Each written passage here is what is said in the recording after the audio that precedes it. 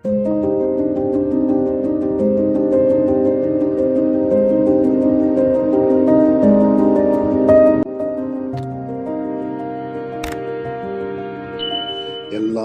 செயல்கூடும் எண்ணாணயம் பலத்தி எல்லாம் வல்லான் தனையேத்து அறப்பெரும் ஜோதி அறப்பெரும் ஜோதி தனிப்பெரும் கருணை జోది. అందరికీ నమస్కారము. మనము లాస్ట్ వీక్ స్వామి గారు ఎందుకు వచ్చినారు, ఇక్కడ ఆయన పొందిన వరములు ఏమి, ఆయన యొక్క ఘనత ఏమి అట్లనే చూసామన్నమాట. ఇక నెక్స్ట్ అందులో పోయిన వారం ఒక చిన్న డౌట్ ఒకటి, కన్ఫ్యూషన్ ఒకటి వచ్చింది. ప్రాణము అంటే పంచప్రాణములు అన్నారు. ఆ ప్రాణముల గురించి కొద్దిగా నేను రెఫర్ చేశాను. 96 తత్వాల్లో అదొకటి. ఆ 96 తత్వాల్లో అదొకటిగా ఉండేదాన్ని పంచవాయువులు అంటారు. ప్రాణ, అపాన, వ్యాన, ఉదాన, సమానం. ఈ పంచవాయువులనే పంచప్రాణం అని కూడా అంటారు. దీన్నే మొత్తం మీద పంచప్రాణములని, ప్రధాన వాయువులని చెప్పబడును అంటారు. ఇవి కాక పంచ ఉపవాయువులు వేరే ఉన్నాయి. ఆ ఉపవాయువులు ఏదిరా అంటే నాగ, కూర్మ, కృకర, దేవదత్త, ధనంజయ అనేసి. ఈ ధనంజయ అనేది మనిషి మరణించిన తర్వాత కూడా అట్లే ఉంటాయి అన్నమాట ఆ దేహంలో. కాబట్టి స్వామి వారు ఏమంటారంటే దేహాన్ని కాల్చొద్దండి అంటారు. కాలుస్తే ఆ ధనంజయ వాయువు బలవంతంగా తలని చీల్చుకుని బయట వస్తుంది. టప్పని సౌండ్తోనే బయటపడుతుంది. కాబట్టి ఆ మొత్తం ఈ 10 వాయువులు, దీంట్లో ఉపవాయువులు 5 తీసేస్తే మిగతా 5 వాయువుల్ని పంచప్రాణములు అని కూడా చెప్తారు. కానీ నిజమైన ప్రాణము వేరే, ఈ వాయువులు వేరే. ఇప్పుడు ప్రాణవాయువు అంటాము, అది ప్రాణం కాదు కదా. ప్రాణాన్ని లోపల నిలిపి ఉంచేదానికి తోడ్పడేది ప్రాణవాయువు. కాబట్టి పంచవాయువులు పంచప్రాణములు కానే కాదనమాట. అంటే ఒక వాడుకి అట్లా వచ్చేసింది, కానీ ప్రాణానికి అదే ప్రాణము అని చెప్పలేము. కానీ ప్రాణం నిలబడేదానికి ఇవన్నీ ఈ పంచవాయువులు పనిచేస్తాయి. ఇంకా తర్వాత మనము అందరూ సిద్ధులు, సన్యాసులు, వేరే పెద్ద పెద్ద వాళ్ళు, ఋషులు, మహర్షులు అందరూ కూడా దేవుణ్ణి పలు రకాలుగా చూసిండారు, కానీ పూర్తిగా చూడలేకపోయినారు. కారణం ఏమరా అంటే స్వామి ఇక్కడ ఈ దేనినైనా కూడా 4 రకాలుగా చూస్తారు. ఏ రకం అంటే ఇంద్రియ జ్ఞానము, ఇంద్రియ వీక్షణము అంటాడు. ఫస్ట్ ఇంద్రియ వీక్షణము, కరణ వీక్షణము, జీవ వీక్షణము, ఆత్మ వీక్షణము అనేసి. ఈ వీక్షణము అంటే ఒక దృశ్యాన్ని ఒక చోట ఉండేదాన్ని చూస్తున్నాము అట్లంటే అది ఏది అనేది క్షుణ్ణంగా తెలుసుకునేదానికి ఈ 4 రకములుగా మన యొక్క వీక్షణములు ఉండాలి. ఇప్పుడు మనకు ఒక 4 అడుగులు ముందర ఒక స్టూలో, చైరో ఏదో ఒకటి ఉంది. ఇంద్రియ వీక్షణము ఎలా ఉంటుంది అంటే ఏదో ఒక వస్తువు అక్కడ ఉంది, అది ఏమి ఇంద్రియములకు తెలియదు. ఒక వస్తువు ఉన్నది అంతే. దానిపైన కరణ వీక్షణంలోకి వచ్చినాము అంటే కరణము ఉండేది అది స్టూలు, చైరు, టేబుల్ అట్లనే ఒక దీనికి వస్తాం.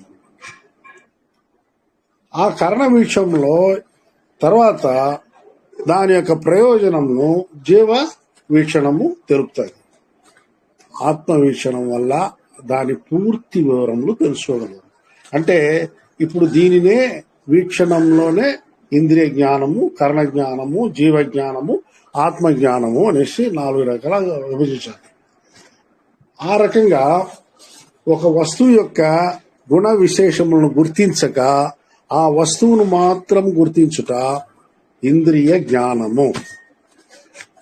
ఈ విషయంగానే మనము ఎలా ఉన్నాము దేవుణ్ణి గుర్తించేటప్పుడు, ఈ ప్రపంచానికి మనకు అంతా ఒక శక్తిని ఇచ్చే ఒక దేవుడు ఉన్నాడు అంతే. ఆయన గురించి మిగతా విషయాలు మనకు తెలియదు. ఎవరెవరు వాళ్ళ వాళ్ళ పోకడలో వాళ్ళు ఏం చేస్తారంటే పురాణాల కథలు, ఇంకొక కథలు చూసి ఆ ప్రకారమే దేవుడు ఉంటాడు అని అనుకుంటాం. దానిపైన మనము పోయేది లేదు. ఇంక్లూడింగ్ ఆగమ శాస్త్రాల్లో ఉండే దీన్ని, అంటే ఆగమ శాస్త్రాలు అనుసరించే గుళ్ళల్లో కూడా దానిపైన ఎవరు కూడా పోవడం లేదు. కాబట్టి ఎట్లా ఉందంటే దేవుడు ఒకడు ఉన్నాడు, ఆయన ఎలా ఉంటాడు అది తెలియదు. అంటే ఒక్కొక్క రకంగా ఒక్కొక్క వేషం వేసి ఆ వేషానికి ఒక్కొక్క తనిగా ఒక్కొక్క రకంగా ఒక విగ్రహానికి ఒక్కొక్క రకమైన అలంకారాలు చేసి ఆ అలంకారంలో ఒక్కొక్క పేరు పెట్టి ఒక సంఘటనలు ఒక సృష్టించి క్షేత్ర పురాణముల్ని దానిపైనే మనము అన్ని రకాల దీన్ని మనం చూస్తున్నాము.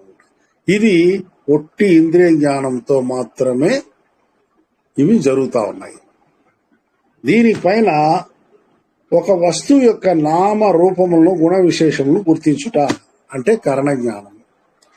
ఒక వస్తువు యొక్క నామ రూపములను గుణ విశేషములను గుర్తించుట, ఆ ఎదురుగా ఉండేది ఏదో ఒక వస్తువు ఇంద్రియ జ్ఞానము. కరణ జ్ఞానానికి వచ్చినామంటే ఎదురుగా ఉండేది ఒక స్టూలు, దాని పేరు స్టూలు, చేరు, అట్లనే విషయం మనకు తెలుస్తుంది అన్నమాట. అది కరణ జ్ఞానం వల్ల తెలుస్తుంది. ఆ రకంగానే మనము దేవుణ్ణి గుర్తించేటప్పుడు కూడా ఈ దేవుడు ఇట్లా, ఈ దేవుని యొక్క నామము ఇది అట్లనే దానికే తర్వాత స్తోత్రములు అవి ఇవి కలిపి ఇచ్చేస్తాం. అట్లే నెక్స్ట్ ఆ వస్తువు యొక్క ప్రయోజనము గుర్తించుట జీవజ్ఞానము. జీవజ్ఞానము అంటే ఏదిరా అంటే ఆ వస్తువు స్టూల్ దేనికి పనికి వస్తుంది, మనం కూర్చోగలము. ఆ కూర్చొనేది మాత్రమే కాదు, ఆ పైన ఇంకొంచెం హైట్ గా ఉండేదాంట్లో చీల కొట్టచ్చు, వేరే ఏదైనా చేయొచ్చు. ఆ కొద్దిగా ఒక 3 అడుగులు హైట్ గా మనము ఏ పనైనా గోడలో చేసుకోవచ్చు. చెట్లో ఉండే కాయలు కానీ ఏదైనా కూడా ఒక 3 అడుగుల హైట్ లో మనం దాన్ని తుంచొచ్చు. అట్లనేసంత కొన్ని దానివల్ల ఉపయోగాలు ఉంటాయి కదా. ఆ ఉపయోగాలను దీన్ని ఇచ్చేసే ఒక వస్తువు యొక్క ప్రయోజనం గుర్తించేది మాత్రమే జీవజ్ఞానం. నెక్స్ట్ ఆత్మజ్ఞానానికి వచ్చినామంటే దాని యొక్క ఆది స్వరూప నామ ప్రయోజన విశేషములు మొత్తము ఆ ఆత్మ జ్ఞానంలో తెలుస్తుంది. అంటే ఈ 3 ఇది అది కాకుండా అది కొయ్యతో చేయబడినది. ఇది మనం కూర్చుంటే ఎక్కడ గాని గుచ్చుకోకుండా హాయిగా కూర్చోగలము. లేచి నిలబడి కూడా దాని మీద కొంచెం హైట్ గా ఉండేదాన్ని మనం అందుకోగలము. ఇట్లాంటివన్నీ కూడా ఆత్మజ్ఞానంలోనే తెలుస్తుంది. ఈ రకంగానే దేవుణ్ణి గురించిన పూర్తి నాలెడ్జ్ దేంట్లో వస్తుందంటే ఆత్మజ్ఞానం వల్లే తెలుస్తుంది. అప్పుడే ఆ దేవుని యొక్క అనుగ్రహం మనకు ఆత్మజ్ఞానం వల్లనే పొందగలము. ఆత్మజ్ఞానం లేక మనం ఎంత ప్రయత్నించినా మనకు ఆ ఇది రాదు. అందువల్లే దాన్నే స్వామి ఎట్లా చేశాడంటే తమిళ్లో అగం అగపురం పురం పురపురం అంటారు. దాన్ని మనము సాంస్క్రిట్ లో ఎట్లా చేస్తారంటే పూర్వపూర్వము, పూర్వము, ఉత్తరము, ఉత్తరోత్తరము అంటారు. ఇప్పుడు ఇంద్రియ జ్ఞానాన్నే ఉత్తరోత్తరము అంటారు, కరణ జ్ఞానాన్ని ఉత్తరము అంటారు, జీవ జ్ఞానమును పూర్వము అంటారు, ఆత్మజ్ఞానము పూర్వాపూర్వము అంటారు. ఇది నేను చెప్పిన వర్డ్స్ కాదు, స్వామి గారే చెప్పున్నారు. సాంస్క్రిట్ వాడు కూడా ఆయనే చెప్పుంటారు. ఈ రకంగా దాన్నే తమిళ్లో అగం అగపురం పురం పురపురం అన్నారు. ఇంగ్లీష్ లో inner most, inner, outer, outer most అనొచ్చు. లోపలి, లోపలి, లోపలి, బాహ్యము, బాహ్య బాహ్యము. ఇంద్రియముల నుంచి బాహ్య బాహ్యము అంటాము. మనస్సుని అంటే కరణమును బాహ్యము అంటాము. జీవము ప్రాణమును లోపలి అంటాము. ఆత్మను లోపలి అంటే అన్నిటికీ ఆధారభూతం నిలిచి ఉండేది ఏదిరా అంటే అండంలో అరుట్పెరుంజోది, పిండంలో ఆత్మ. కాబట్టి ఆయన 4 ప్లేసెస్, అండంలో 4 చోట్ల, పిండంలో 4 చోట్ల దేవుడు తన యొక్క కారణ కార్యమును జరిపించుచున్నాడు అంటాడు. ఏది? అండంలో అరుట్పెరుంజోది అంటే అగ్ని, తర్వాత సూర్యుడు, అగ్ని వచ్చి ఇన్నర్ మోస్ట్ లోపలి, తర్వాత లోపలి అనేది సూర్యుడు, బాహ్యము చంద్రుడు, బాహ్యము నక్షత్రములు అంటాడు. అదే పిండమునికి వచ్చే లోపల ఆత్మ లోపలి, ప్రాణము లోపలి, మనస్సు బాహ్యము, ఇంద్రియములు బాహ్యం. ఈ రకంగా దేవుడు కార్యాచరణ జరిపించే ఈ 8 ప్లేసెస్ అన్నమాట. ఈ 8 ప్లేసెస్ ఎట్లా అంటే దీన్ని మనము దేవుణ్ణి చూసేదానికి కూడా ఆయన దీన్నే అప్లై చేస్తాడు. ఏది? ఒక వస్తువు యొక్క గుణ విశేషములు అన్నప్పుడు మనం ఇప్పుడు అన్ని రకముల ఈవెన్ ఆచార వ్యవహారాలు, గుళ్లలో జరిగేది, ఆగమ శాస్త్రము చేసేది అంతా కూడా ఓన్లీ ఇంద్రియ కరణ జ్ఞానములతో మాత్రమే జరుగుతా ఉంది. జీవ జ్ఞానమునకు అక్కడ అంతగా ప్రిఫరెన్స్ లేదు. కాబట్టి జీవ జ్ఞానము చెప్పిచ్చే ప్లేసెస్ గుళ్ళు కావు. అట్లే ఆత్మజ్ఞానము అనేదానికి గుడితో అవసరమే లేదు. వేదం మాత్రం కొద్దిగా టచ్ చేస్తుంది. ఏది? జీవ జ్ఞానాన్ని, ఆత్మజ్ఞానాన్ని, కానీ టచ్ చేసి వదిలేస్తుంది. ఎట్లా? తత్వమసి అట్లని చెప్పి వదిలేస్తుంది. తత్వమసి ఇంకా ఉంది. ఏది? ప్రజ్ఞానం బ్రహ్మ, తర్వాత అహం బ్రహ్మాస్మి, ఇవన్నీ ఈ 4 వేదాలు చెప్పినది ఒక్క సెంటెన్స్. అదే తత్వమసి, నీవే దేవుడవు అట్టనేసి. మనలో ఉన్న దేవుణ్ణి మనం చూసేది ఎలా అట్టనే దానికి స్వామి అగం, అగపురం, పురం, పురపురం, innermost, inner, outermost అనేసి 4గా డివైడ్ చేస్తాం. దాన్ని బట్టే మనకు అగవల్ కూడా స్టార్ట్ అవుతుంది. అగవల్లో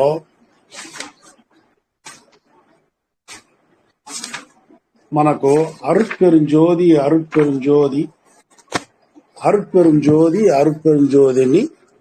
ఫస్ట్ 4 రకాలుగా, మొదట అరుట్పెరుంజోదిని 4 సార్లు చెప్తారు స్వామి. మొదటి లైనే అదే అన్నమాట. అందరూ అగవల్ తీసుకుంటారా, పెట్టుకుంటారా? ప్లీజ్. అగవల్ సప్లై అయిందా? అయిందండి, అందరూ పట్టుకున్నాం. అందరూ పెట్టుకుంటారా? అందులో మొదటి లైన్ అరుట్పెరుంజోది 4 సార్లు వస్తుంది. ఈ 4 సార్లు ఫస్ట్ అండంలో ఉండే దేవుణ్ణి గురించి చెప్తారన్నమాట స్వామి. అక్కడ ఆయన ఆ అరుట్పెరుంజోతిని వేడుకుంటా ఉన్నాడు. ప్రతి వస్తువులో, ప్రతి జీవిలోనూ 4 చోట్ల అరుట్పెరుంజోతి యొక్క అనుగ్రహం ప్రతిఫలిస్తూ ఆ వస్తువు ఉనికిని, జీవి యొక్క జీవితమును శాసిస్తూ చైతన్యంతో వెలుగునట్లు చేయుచున్నది అని ఈ శ్లోకంలో చెప్పబడింది అనమాట. అది ఏదిరా అంటే ఇంతకుముందు చెప్పాను కదా, ఇంద్రియ జ్ఞానము, అదే అంతరాంతరము, పూర్వము, ఉత్తరం. అదే sir, inner most, outer most అది కదా. అదే ஒவ்வொரு లాంగ్వేజ్కి ஒவ்வொரு இது வரதுனால కొంచెం ప్రాబ్లం. வேற ஒன்றும் இல்லை. ఇది ఫస్ట్ లైన్. సెకండ్ లైన్కి వచ్చే లోపల రెండో లైన్ నుండి 2-3 ఈకనిలై పొరులాయి పరలై అగమర పొంది అరుట్టు 5వ శ్లోకం దాకా ఏమంటే స్వామి యొక్క ఆయన స్థితిని, అంతస్తుని పొగిడేదనమాట. అరుట్శివ నెరిసార్, అరుట్పెరునిలైవాళ్, అరుట్శివ పదియాం, అరుట్పెరుంజోది. మీరు దేవి పురాణం చదివిన వాళ్ళు ఉన్నారా ఎవరైనా?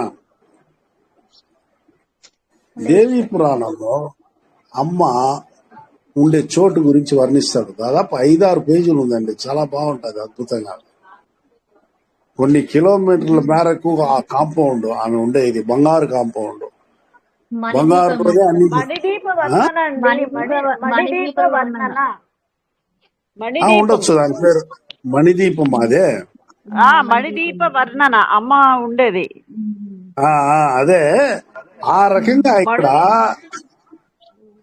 ఎల్లప్పుడూ జీవులకు సంతోషము కలిగించు గుణంతో తన కృపను అన్ని జీవరాశులకు వసంగుతూ ఈ విశ్వమునకు నాయకుడై వెలుగొందుచున్న ఓ అరుట్పెరు జ్యోతి అంటాడు 2వ లైన్లో.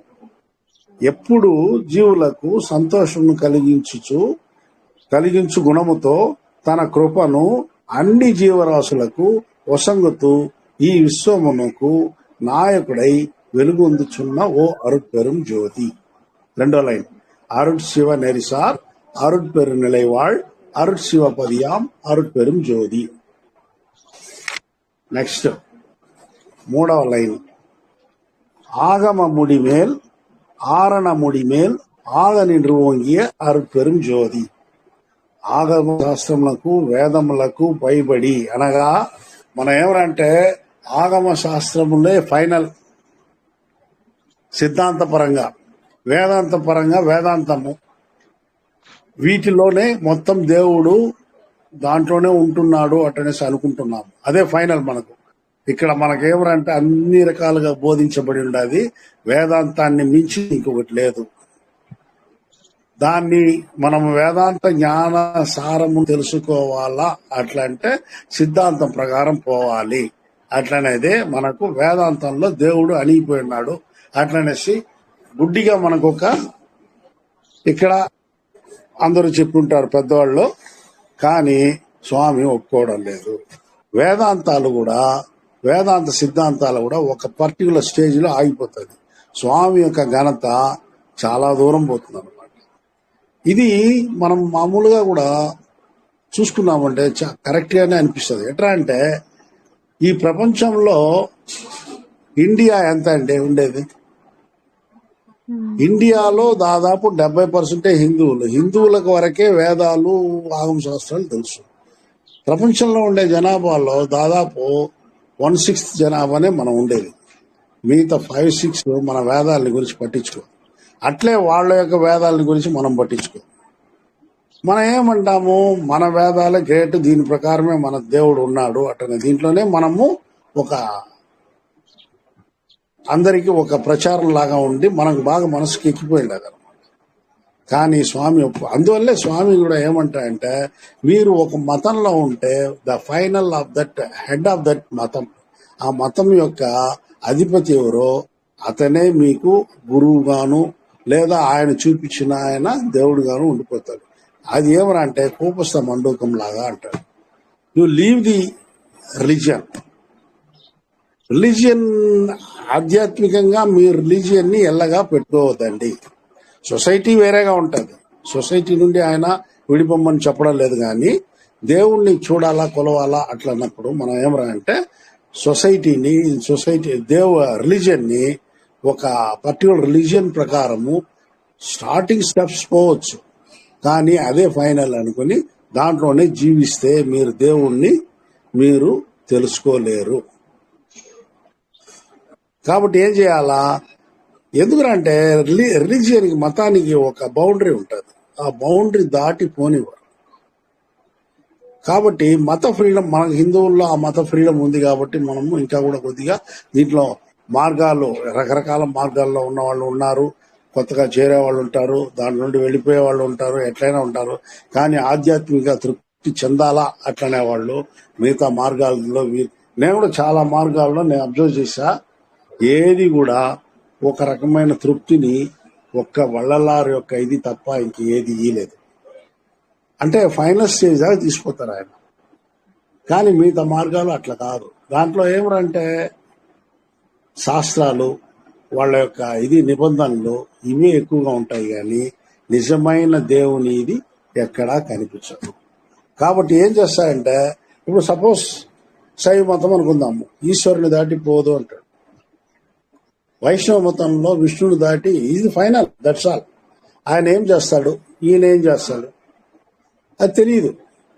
కానీ ఈ వీళ్ళకంతా కూడా చేర్చి వాళ్లకు తగిన జ్ఞానాన్ని ఇచ్చి ఈ ప్రపంచాన్ని పరిపాలించమని చెప్పి వాళ్లకు ఆర్డర్స్ ఇచ్చి వాళ్ళకు తగిన బలాన్ని అన్ని ఇచ్చి పెట్టుండేది ఎవరంటే అరుట్పెరుంజోది.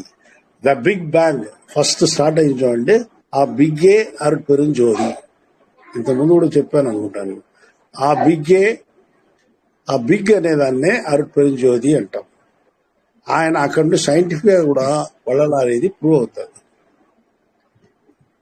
కాబట్టి మనము సపోజ్ మతాల మీద మనకు కొద్దిగా ఇంట్రెస్ట్ ఉన్నా కూడా మతంలో చెప్పిన దేవుడు అంటే ఆధ్యాత్మికం వరకు నేను చెప్తున్నా, అంతవరకే మీరు తీసుకోవద్దండి. అలా తీసుకుంటే మనము ఫైనల్ గా టోటల్ గా మనం నాలెడ్జ్ సాధించలేము. కాబట్టి నెక్స్ట్ మూడవది ఆగమ ముడి మేల్ ఆరణ ముడి మేల్. ఆరణ ముడి అంటే వేదాంతము. ఆగ నిండ్రు ఓంగియ అరుపెరుం జ్యోతి అంటే వాటి పైన నిలబడి వాటి పై మెట్టులో ఓంగియ అంటే ఆయన ఏమరంటే చాలా ఘనంగా గొప్పగా ఉన్నాడు. హలో, ఆగమ ముడిమేల్ అంటే మీనింగ్ చెప్తారా? మీనింగ్ ఆగమ శాస్త్రం ఉంది కదమ్మా. ఆగమ శాస్త్రం అంటే గుళ్ళల్లో చూసి ఇచ్చేస్తారు చూడండి. అవునండి, తెలుసండి. ఆ శాస్త్రం ఏది మీకు ఆ లైన్ కావాలనా? ఆగమ ముడిమేల్ అంటే మీనింగ్ తెలుగులో. ఆగమ ముడి అంటే శిరస్సు. ఆగమము దాటి ఆగమం యొక్క శిరస్సు దాటి మేల్ అంటే అట్లాగే ఆరణం అనే దాని ఆరణం అంటే ఇదనమాట. ఏది వేదాల యొక్క శిరస్సు దాటి దాని హైట్ దాటి దాని పైన ఇంకా కూడా అక్కడ ఆయన వాటినంతా దాటి ఉన్నాడు అనేది ఇక్కడ మీనింగ్, ఇంకేం కాదు. ఆగమంలో పట్టలేవు, ఆరణంలో పట్టలేవు దేవుణ్ణి.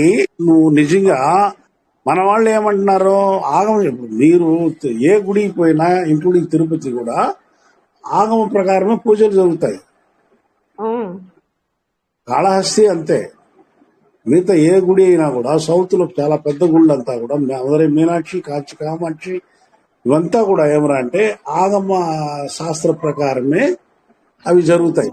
ఇంకొక బ్యూటీ ఏమరా అంటే ఆగమ శాస్త్రం టోటల్ గా నేను వినబడింది, అది కరెక్టో కాదో అంతగా తెలియదు, ముఖాల్వం కరెక్టే. ఎందుకంటే పరిపూర్ణానంద స్వామి చెప్తున్నా 28 ఆగములు ఉన్నాయి. టోటల్ 28 ఆగములలో 26 ఆగములు శైవ సిద్ధాంతం, శైవాగమం, 2 వైష్ణవాగమం. తిరుపతిలో శైవాగమం ప్రకారమే జరుగుతా ఉంది పూజలు.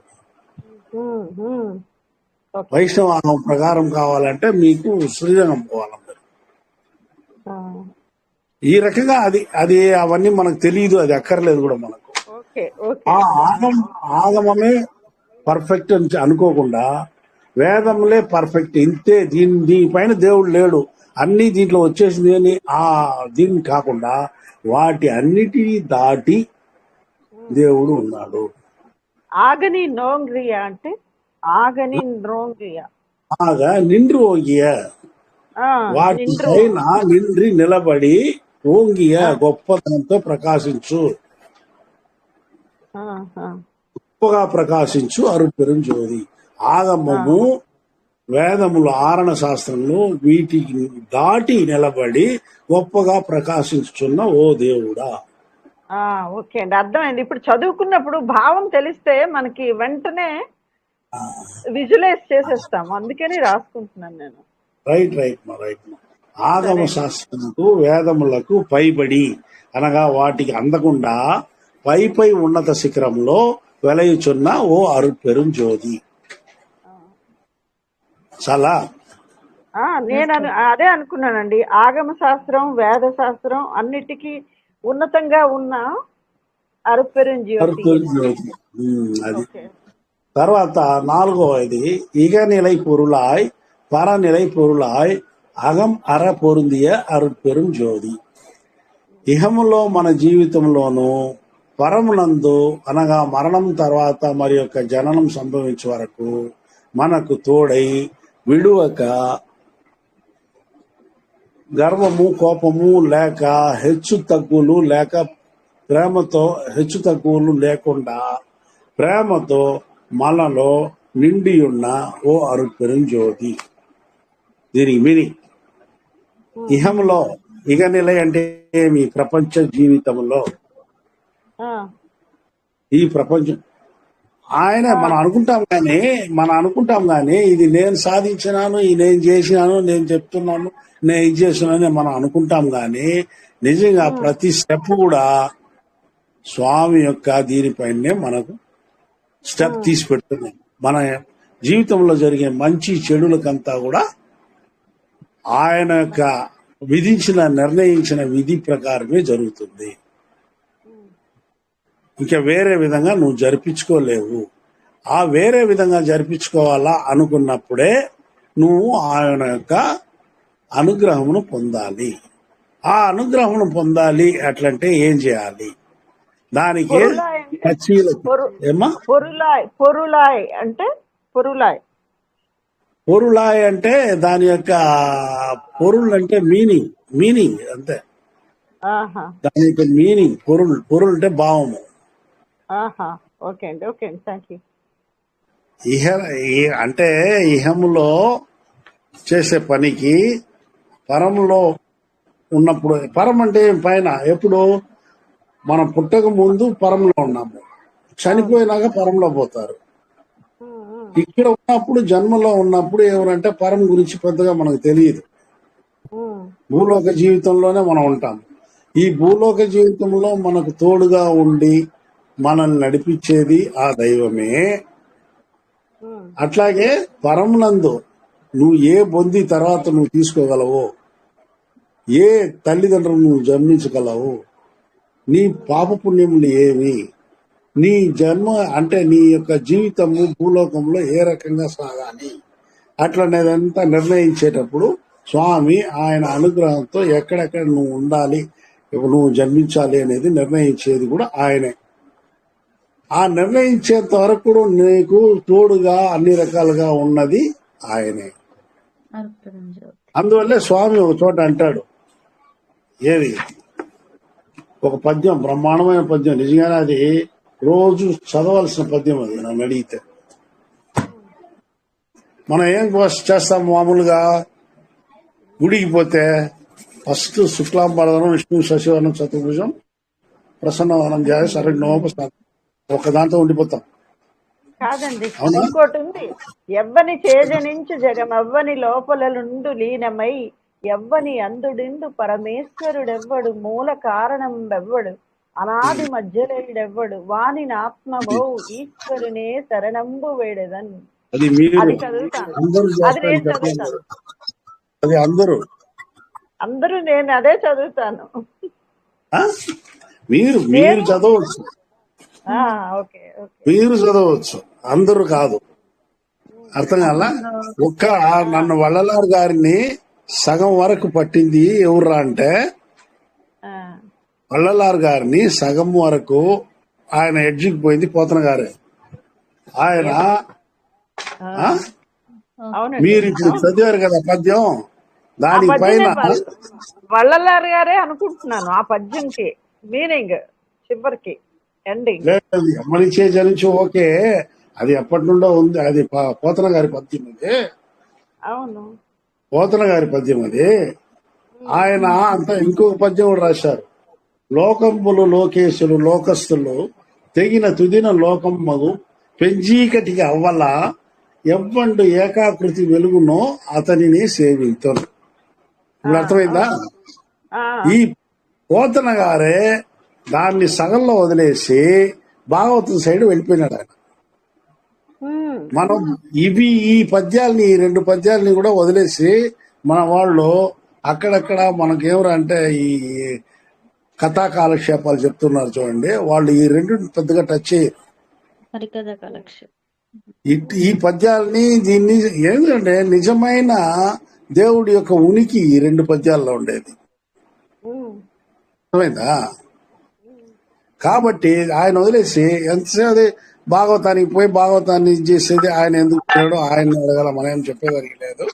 అది పరిస్థితి. లోకంబులు లోకేశులు లోకస్తులు తెగిన తుదిన లోకంబగు పెంచీకటికి అవ్వల ఎవ్వండు ఏకాకృతి వెలుగునో అతన్ని సేవింతు ఎవ్వని చే జనించు జగమెవ్వని లోపల నుండి లీనమై ఎవ్వని అందుడిందు పరమేశ్వరుడు ఎవ్వడు మూల కారణం ఎవ్వడు అనాథ మధ్య లయుండేవాడు వాని ఆత్మవు ఈశ్వరునే శరణము వేడగను. ఎందుకంటే సింపుల్ గా ఒక పిక్చర్ వచ్చింది నా చిన్నప్పుడు, హై స్కూల్ చదివేటప్పుడు. అడుగడుగున గుడి ఉంది, అందరిలో గుడి ఉంది, అవును. ఆ గుడిలో దీపం ఉంది, అదే దైవం. ఎంత బ్రహ్మాండంగా 2 లైన్లో చెప్పుండాడు. ఎవరైనా పట్టించుకున్నా, ఎవరు పట్టించుకోలే. ఊరికే సంఘటనలతో పెద్ద పెద్ద ఇది మహాభారత యుద్ధం, రామాయణ యుద్ధం ఇట్లాంటి దానిపైన ఇంట్రెస్ట్ పోయి వాటినే మనము పట్టుకొని ఉన్నాము, కానీ అసలు విషయాల్ని వదిలేసాము. ఇప్పుడు తర్వాత ఇంకొకటి చెప్తున్నాం, స్వామి ఇంకొక పద్యం ఒకటి చెప్పాడు, చాలా బ్యూటిఫుల్ పద్యం, డైలీ కూడా ఇది చేయొచ్చు. కరువీర్ కలంద తుణయి ఎన్ కనివిల్ కలంద అముది ఎన్ కన్నీల్ కలంద ఒడియి ఎన్ కరుతిర్ కలంద కడిపే. ఈ దీంట్లో ఇట్లా వస్తుంది ఆ పద్యము. దానికి మీనింగ్ చెప్తాను చూడండి. మాతృగర్భంలో నాకు తోడైన ఓ దైవమా. ఎట్లా చూడండి, పుట్టిన మాతృగర్భంలో నేను ఉన్నప్పుడే నాకు తోడుగా నువ్వు ఉన్నావు కాబట్టి నేను ప్రాణంతో బయటపడినాను. నా దయాద్ర ప్రేమలో కలిసిన అమృతమా, నా కంటిలో నిండిన జ్యోతి నీవే, నా భావములో కలిసిన సంతోషమా, నా రూపంలో వెలిసిన అందమా, నా ప్రాణంలో కలిసి ఉన్న బంధమా, నా బంధుత్వంలో కలిసి ఉన్న సుఖమా, నా ప్రియాతి ప్రియమైన ఏకైక దైవమా అంటారు. ప్రేయర్ చూడండి ఎంత బాగుంది. మొత్తం మీద దేవుడు మనకు ఎక్కడి నుండి కలిసి వస్తాడు, అసలు గర్భంలో మనం ఉదయించినప్పుడే మనతో పాటు ఆయన ఉన్నాడు. ఇది నిజమైన ప్రేయర్ నన్ను అడిగితే. కానీ ఇంత లోతుగా ఆయన ఎలా వెళ్ళగలిగాడు అంటే, అదే ఇప్పుడు చెప్పుండా ఒక స్థూలగత, అగం అగపురం పురం పురపురం అంటే ఏది? ఇంద్రియ జ్ఞానం, కరణ జ్ఞానం, జీవ జ్ఞానము, ఆత్మ జ్ఞానముగా మనము ఏం చేస్తున్నామంటే పూర్వపూర్వం, పూర్వము, ఉత్తరము, ఉత్తరోత్తరము, ఈ రకంగా దేవుణ్ణి కూడా చూడాలి. ఇంద్రియములుగా ఉండి ఆయన మనం చేసే పనుల్లో ఆయన ఉన్నాడు. అంటే తర్వాత ఉండి ఒక్కటి సార్, నాకు ఈ ప్రశ్న ఎప్పటి నుంచో ఉంది, సో అడుగుతున్నాను కూడా. చెప్పండి. మీ ఇదిలో మీరు చెప్తారని అడుగుతున్నా.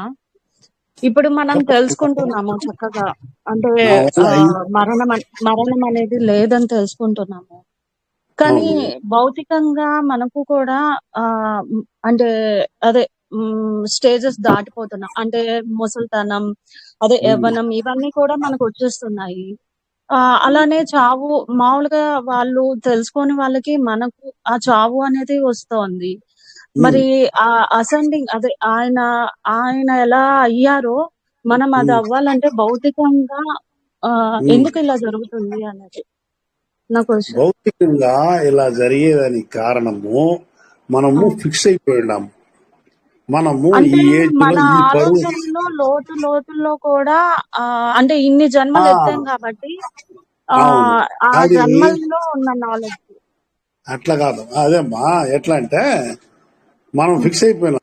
బాలపర్వం బిడ్డగా ఇన్ని ఏండ్లు మనకు, ఆ తర్వాత నెక్స్ట్ బాలపర్వం వస్తుంది, బాలపర్వం యవ్వనం వస్తుంది, యవ్వనం అయినాక ఇది వస్తుంది, ఇది ఈ రకంగా ఫిక్స్ అయిపోయినాం. ఇది అన్ని అయినాక ముసలితనం వస్తుంది. ముసలితనం వచ్చాక ఏమవుతుంది, పోయే రోజు వస్తుంది. ఈ రకంగా ఫిక్స్ అయిపోయినాం. ఆయన అంటాడు, నువ్వు 70 ఏళ్ళలో 80 ఏళ్ళలో కూడా నువ్వు స్టార్ట్ చేసినావంటే నీ మరణాన్ని ఆపవచ్చు. అంటే అంత మరణాన్ని విశ్వాసం మనకు ఉండాలి.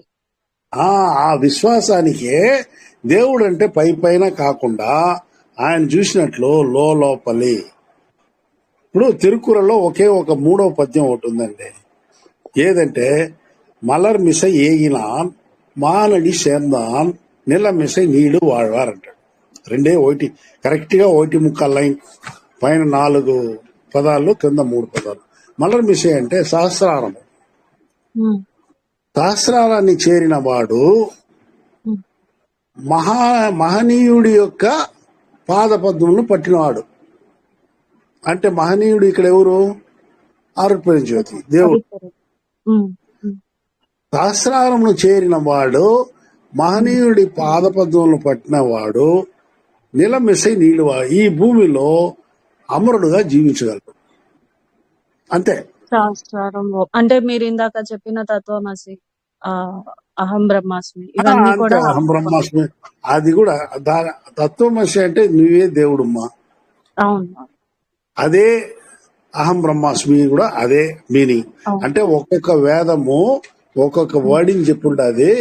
ఆ వర్డింగ్ కి మీనింగ్ ఏదిరా అంటే దేవుడు మనమే. ఎందుకంటే స్వామి కూడా చెప్తాడు, మనం వచ్చి దేవుడి వల్ల ఉత్పత్తి అయిన వాళ్ళం కాము, మనల్ని దేవుడు పుట్టించలేదు, దేవుడిలో భాగమే మనము. అర్థమైందా?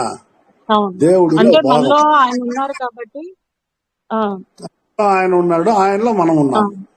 కాబట్టి ఆయన పుట్టించింది కాదు. ఆయన ఎంత పర్మనెంట్, మనం కూడా పర్మనెంట్. మీరు ఇక్కడ ఓల్డ్ టెస్టమెంట్ ఆఫ్ బైబిల్ లో కూడా ఆడమ్ అండ్ ఈవ్ని దేవుడు పర్మనెంట్ గా ఉండేటానికే పుట్టించాడు. కానీ వాళ్ళు ఆయన చెప్పిన మాటలు వినకుండా ఆయనకు అగేస్ట్ గా పోయారు కాబట్టి వాళ్ళకు మరణం అనే శిక్ష పడింది. అంటే ఇప్పుడు మనం ఈ జ్ఞానం తెలుసుకుంటున్నా అంటే చాలా మార్పులు జరగాలి. విశ్వాసం అంటే మామూలుగా కాదు, కానీ మనలో కూడా ఆ మార్పులు వస్తున్నాయి కదా. మనం ఎంత దానికి ఇన్ని పాటలు పడుతున్నాం మనం. ఏమంటే అంటే నాకు ఇంకొక చిన్న డౌట్, అది అడగచ్చో లేదో తెలీదు.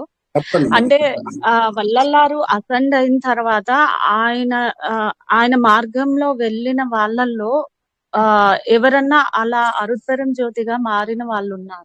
ఇంకా లేదమ్మా. అదే క్వశ్చన్ అన్ని చోట్ల అడుగుతా ఉన్నారు. మేము అడుగుతున్నాము, మాకు తెలిసిన వాళ్ళనే.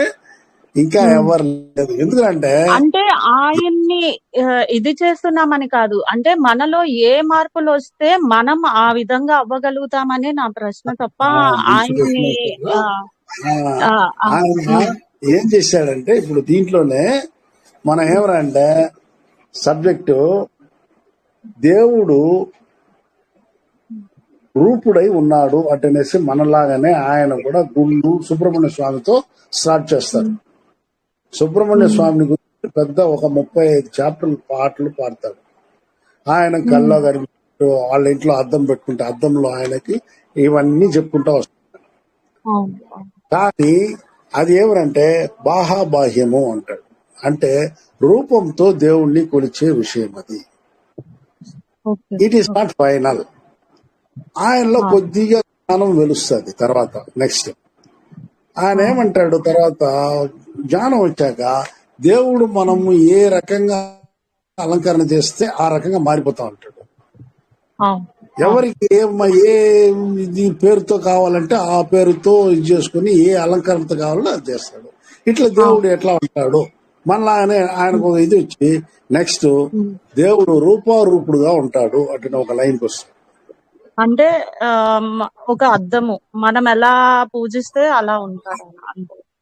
అది ఆయనకు ఆ ఇది లభ్యమైంది. అది అక్కర్లేదు. అది వచ్చి బాహ్య పూజ అంటే ఇప్పుడు మనం చేస్తున్న పూజ అంతేనా. మనకేమనంటే దారి తెల్ల కాబట్టే ఒకరు రాముడు అంటాము, ఒకరు సుబ్రహ్మణ్యుడు అంటాము, ఒకరు గణేష్ అంటాము, ఒకరు అమ్మ అంటాము, ఒకరు శివుడు అంటాము, ఒకరు విష్ణు అంటాము. ఈ రకంగా చాలా ఇది ఉంటాయన్నమాట.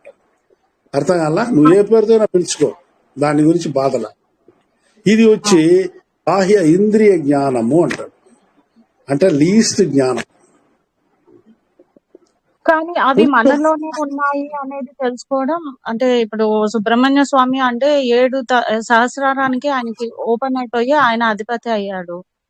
అట్లా అది కాదు, అదంతా మీరు కన్ఫ్యూజ్ అవుతున్నారు. మనం ఏమనంటే రా హ్యాండ్స్ మొదట నాట్ ఓన్లీ సుబ్రహ్మణ్య స్వామి, మీకు బాలకృష్ణుడు చాలా ఇంట్రెస్ట్, వెంకటేశ్వర స్వామి ఇంట్రెస్ట్. వెంకటేశ్వర స్వామిని మొదట దేవుడుగా అనుకొని మీరు పూజలు చేసేది మొదటి పని. ఈ రకంగా చేస్తున్నారు. ఇప్పుడు గుళ్ళల్లో జరిగేదంతా కూడా అవే, పలు రకాల గుళ్ళల్లో. కానీ అది వచ్చి చాలా లీస్ట్, ఎల్కేజీ యూకేజీ లాగా అంటాడు. సరే, తర్వాత ఏమైనాడు? కరణ జ్ఞానముతో దేవుణ్ణి చూడాలంటే దేవుడు రూపారూపంతో ఉంటాడు. రూప ప్లస్ అరూపం, రూపంగానే ఉంటాడు. కానీ ఇక్కడ ఉన్నట్టు మనిషి రూపంగా కూడా ఉండడు అనమాట. అదే శివలింగ ఇది. అందువల్లే నెక్స్ట్ స్టేజ్ లో శివుణ్ణి పడతాడు ఆయన. ఇవన్నీ ఆయన జీవితంలో జరిగినటివి. ఎట్లా వచ్చాడు అంత లెవెల్ కంటే సెకండ్ స్టేజ్ లో ఆయన శివుడు పడతాడు. శివుడికి ఎట్లా ఉంటది? మామూలుగా లింగాకారంలో ఉంటాడు. మనము పీఠము శివుణ్ణి చూసేదానికి ఎన్నో కథలు చెప్పుకుంటాం, కానీ యాక్చువల్ గా మీరు ఎలా శివలింగము చేయబడింది అనేది చూడాలంటే మంచి మిట్ట మధ్యాహ్నం వేళ 12-1 గంటకి బయట ఓపెన్ లో బాగా బ్లాక్ గ్లాస్ వేసుకుని పైన తల పైకెత్తి సూర్యుని చూడండి.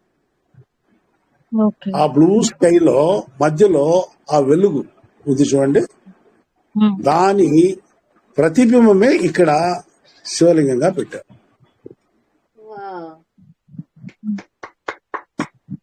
అర్థమైందా? ఏదేదో ఇది చేసుకుంటారు, కానీ నిజంగా ఒకసారి నేను చూస్తే నిజంగానే అదే దాని ప్రతిబింబమే మన యొక్క ఇక్కడ శివలింగం.